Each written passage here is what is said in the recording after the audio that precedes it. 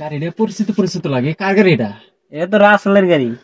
ও কিরে রাসেল? হ্যাঁ আরে চেংরা, তোরাই তো এতক্ষণ লাগে? এই কখন থেকে তোর লেগে বই রইছি বেটা।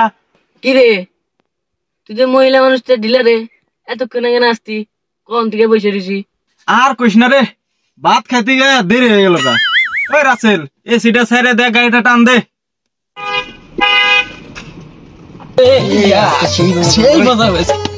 ধনকে দেখলু তুই ননিস না, মনকে চিনলু না। বিড়ি পিনি করছে, একটা বিড়ি হলে ভালো হইতো রে। হরে একটা বিড়ি হলে ভালো হইতো রে।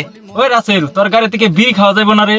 হ্যাঁ বিড়ি খাওয়া যাইবো, কিন্তু সাই যেন ভিতরে না পড়ে। সোনাকে চিনলু বানাকে চিনলু। ওই তোর কাছে বিড়ি আছে না?